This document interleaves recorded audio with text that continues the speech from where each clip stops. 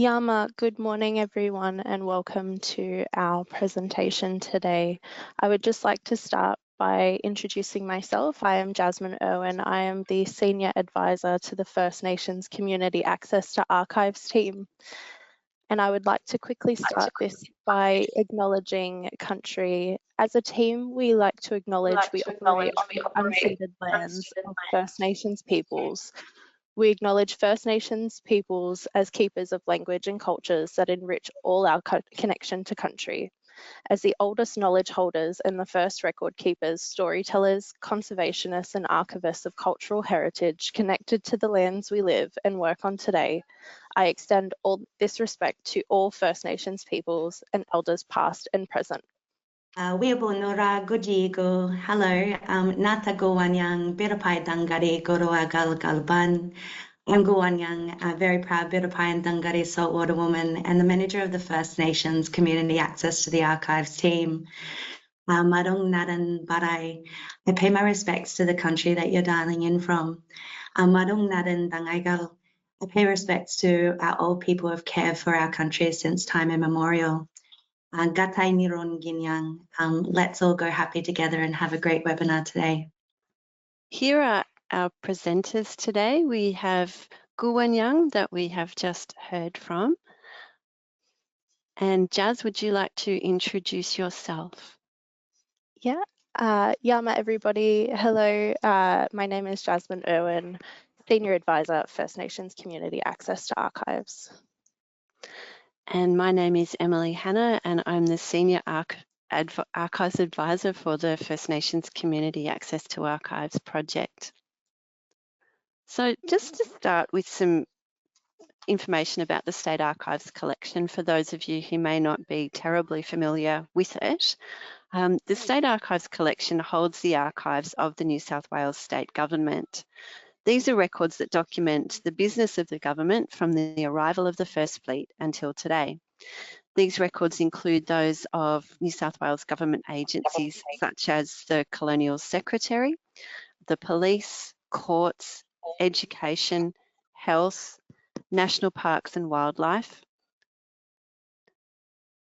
construction of government buildings and roads and so on.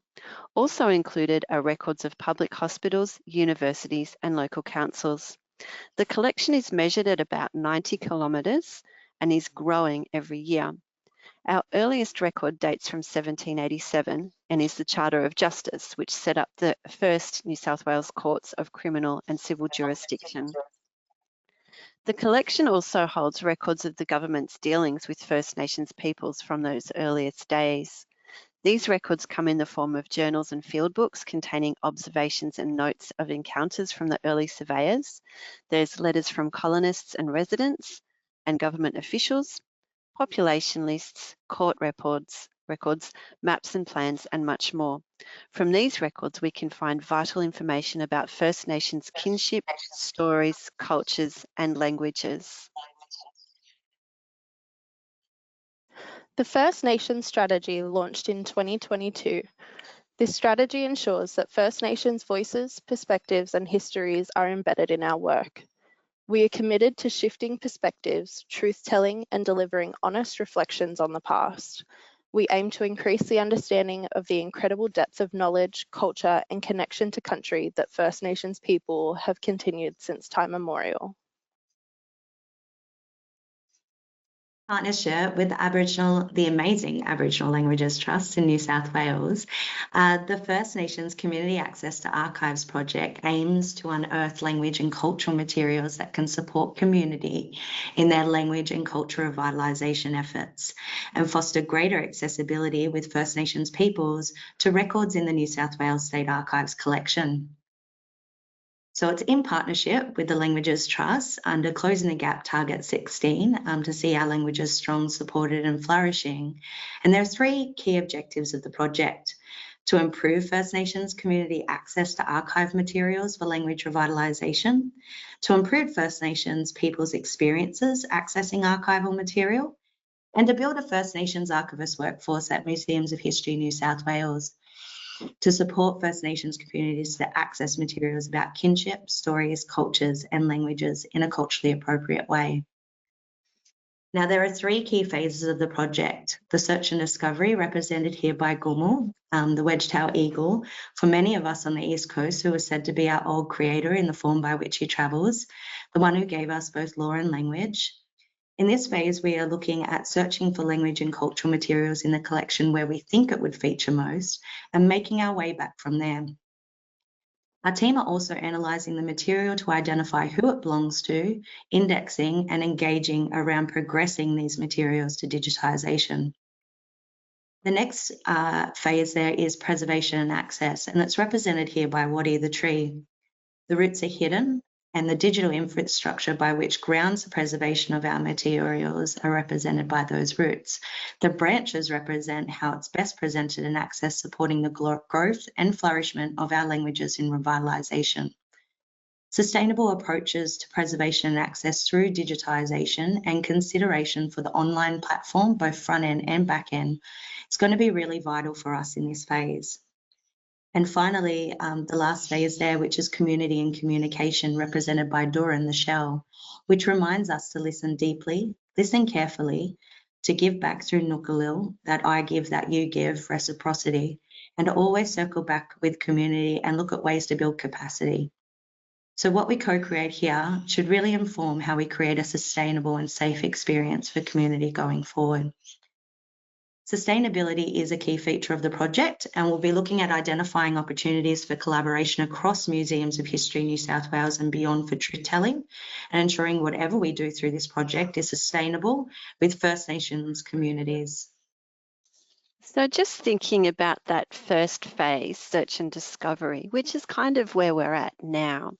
The team has been looking through the archives collection to identify material relating to language and culture.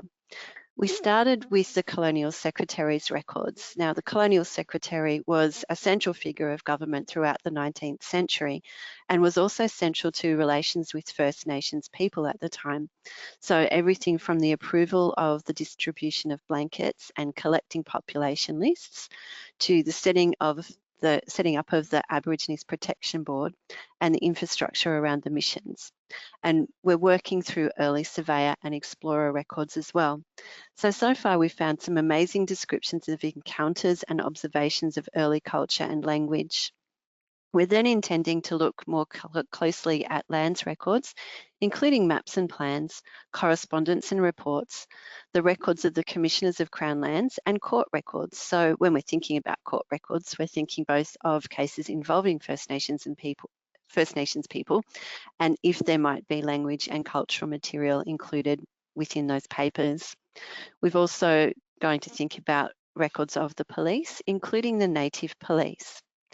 And then we'll be moving through to look at records in the 20th century.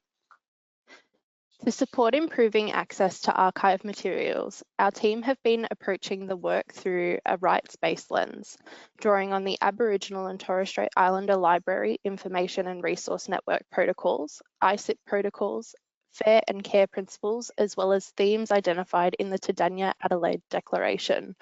We have sought to influence the way First Nations communities can access materials within the State Archives collection whilst maintaining our responsibility to care for and facilitate broader accessibility. Our team are using Auslan codes to help facilitate greater accessibility to language and cultural materials for community. Auslan codes are codes assigned to different language areas. They were created and maintained through the Australian Institute of Aboriginal and Torres Strait Islander Studies, or IATSIS. They help language communities search up catalogues by having a consistent approach to search for language and cultural material. Including Auslan in records helps people narrow their searches to material that is in a certain First Nations language. Including Auslan data can also help people locate items that are related to their family, country, or local area. For example, if I wanted to search up Gomeroi in the MHNSW or State Library catalogue, there are 20 different spellings of that. The Auslan code works as a vocabulary control and assigns all variations of spelling to the code D23, which is the certain code selected for Gomeroi. By using Auslan as an indexing tool, we are able to ensure all Gomeroi materials are findable and grouped together. So here on the screen is an example of a valuable find in the languages space where the whole paragraphs of the verses Luke are translated into language from the Bible. These finds show the grammatical structure of the language and are very significant. The other common finds are word lists translated from body parts or kin terms, samples of language, as well as descriptions of language, which can be just as important as finding language itself. We are also interested in cultural material, and we are categorizing materials based on significance and sensitivity. Things that are classified as significant are language words, paragraphs, word lists, as well as language descriptions, which can be just as valuable as language itself, and cultural descriptions. The way we are categorizing things based on sensitivity is cultural sensitivity and violence. For example, we have 5 categories for culture: burial, men's, women's, ceremonial, and general, which may all need to be treated a bit differently within the collections. And with violence, we are noting 4 categories of sexual, child, frontier, and general. This is so we can get the right warnings on the materials. When something is high significance but low sensitivity, we can expedite that for digitization. But when something has high sensitivity marked in the record, we would like to have a conversation with community around the material to ensure we are treating it the way it needs to be and the right metadata tagging is applied. Here on screen is a description of something we would classify as cultural general. It describes the way a canoe is built and the materials used. These types of descriptions are valuable for cultural revitalisation work. We're also keeping a really clear eye out for the population lists that are held within the collection, particularly amongst the papers of the Colonial Secretary. So here you can see an example of one of these lists, a return of Aboriginal natives taken at Wellington Valley in 1834. And they're so valuable because they provide both the English name and the native name of each person recorded, their age, how many wives and how many children that person had. And then they also give us the designation of tribe and the place or district of usual resort. So at this very early stage of the project, we're just identifying where there are population lists. And these records of First Nations people will be marked for later indexing. And we've also tagged them to aid searching. So we're hopeful that in the fullness of time, this will result in a usable index that people can use to go to the documents that contain these early First Nations people's records, or the early records of First Nations people, I should say. Keeping our team safe is a high priority as we navigate through sensitive and often violent content. To be responsive to our team's needs and guide team support activities, a First Nations Archives Workers Support Framework has been drafted and a team support plan put in place. The activity in our team support plan aligns to individual wellness, connecting to country, connecting as kin, cultural mentorship, and building cultural capability around the team. One of our most recent activities was a collective care session. You can see an image of this on the right, held on Darkinjung country at Girikul, where Rowena Laurie from Yamara facilitated the session with cultural sharing from local elder Uncle Gav. Our team members were immersed in the sounds and stories of country, which helped keep us grounded in our collective sharing sessions.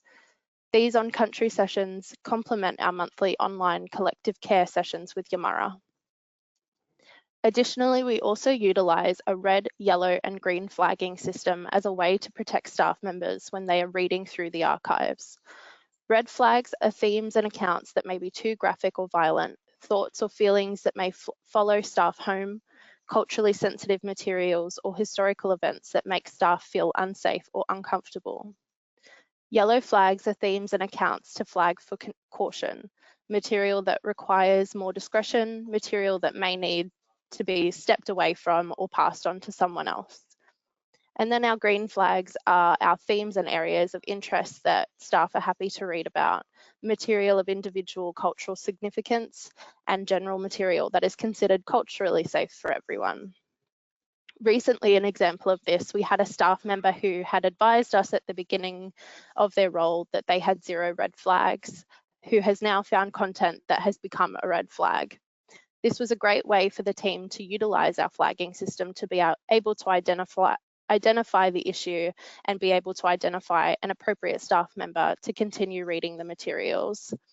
It is extremely important for our staff to look after their mental health, and this is just one way of us being enabled to do such by our support plan.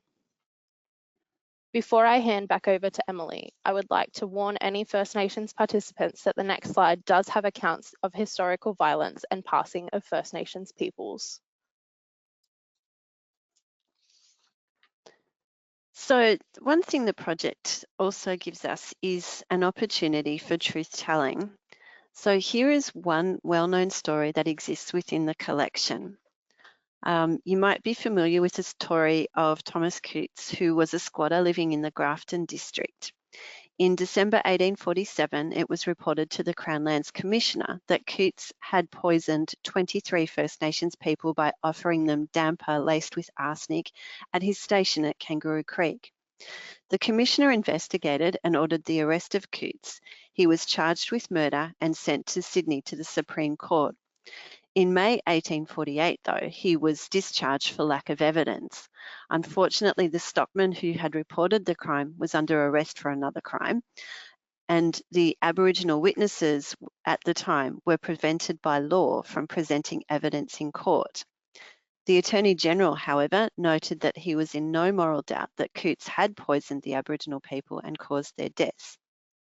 On the left here, we see part of the statement provided by Thomas Walker, a shepherd who was employed by Coutts. Walker contended he had been told by some First Nations people that 23 people had died from eating flour supplied to them by Thomas Coutts. When the Crown Lands Commissioner and the Chief Constable visited the site, they collected some of these samples of damper. The second letter is from the Crown Solicitor's Office asking for permission to incur the expense of having a portion of damper said to contain arsenic chemically analysed by a chemist who could afterwards give evidence at the trial on behalf of the Crown. And so you can see right in the middle on the left-hand side there that this request was approved. So bureaucracy was very much alive and well in the 19th century. During the project, we're going to continue to look for these opportunities for truth-telling as we feel that they're really important in the way that they sit alongside the work that we're doing on language and the culture revitalisation. So the next steps of the project are really that we're going to be thinking deeply and starting to work on the preservation and access planning as part of this project that we're doing.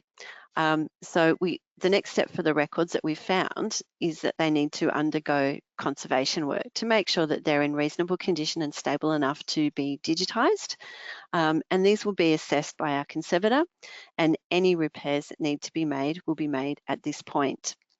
Then material will be digitised to high specification so that the copies are easily able to be read by anyone who wants to, and they will be indexed with the language codes that Jazz spoke about earlier and the cultural types. The project team will be involved all the way through the conservation, digitisation and indexing work. The records then have to be prepared for community access, which will include ingesting copies back into our catalogue. And a lot of thought is going into how this will happen. We will also be doing some preliminary engagement with communities during this phase. So how can you get involved? You can get involved in the project by following our First Nations Community Access to Archives page and signing up to our stakeholder list. To do this, you will need to go to the MHNSW website, click Menu, First Nations Hub, and select First Nations Community Access to Archives. On this page, you will find a link to fill out our stakeholder list form. If you submit this form, you will receive project updates and notifications about the materials that interest you. Thank you very much for attending today. Marungu. Thanks, team.